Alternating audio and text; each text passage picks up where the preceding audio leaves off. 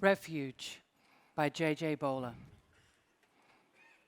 Imagine how it feels to be chased out of home, to have your grip ripped, loosened from your fingertips, something you so dearly held onto, like a lover's hand that slips when pulled away. You are always reaching. My father would speak of home, reaching. Speaking of familiar faces, the girl next door who would eventually grow up to be my mother, the fruit seller at the market, the lonely man at the top of the road who nobody spoke to. And at the bottom, and our house, at the bottom of the street, lit up by a single flickering lamp, where beyond was only darkness. There they would sit and tell stories of monsters that lurked and came only at night to catch the children who sat and listened to stories of monsters that lurked. This is how they lived. Each memory buried, an artifact left to be discovered by archaeologists. The last words on a dying family member's lips. This was sacred. Not even monsters could taint it. But there were monsters that came during the day. Monsters that tore families apart with their giant hands and fingers that slept on triggers. The sound of gunshots ripping through the sky became familiar like the tapping of rainfall on a windowsill. Monsters that would kill and hide behind speeches, suits, and ties.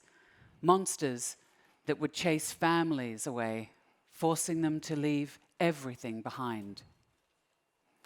I remember when we first stepped off the plane, everything was foreign, unfamiliar, uninviting. Even the air in my lungs left me short of breath. We came here to find refuge. They called us refugees. So we hid ourselves in their language until we sounded just like them.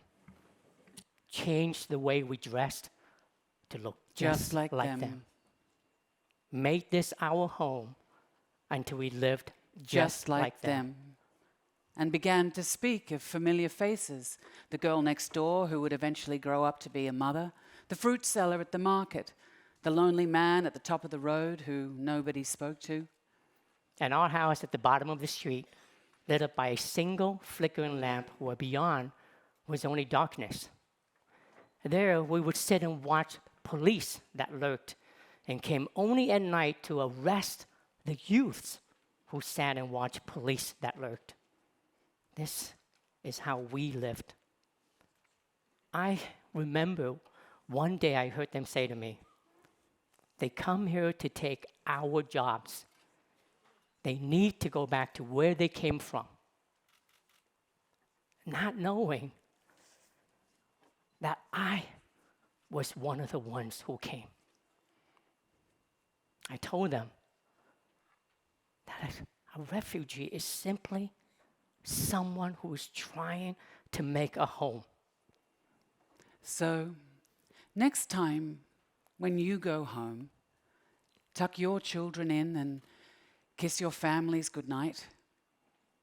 Be glad that the monsters never came for you in their suits and ties, never came for you in the newspapers with their media lies, never came for you, that you are not despised. And know that deep inside the hearts of each and every one of us, we are all always reaching for a place that we can call home.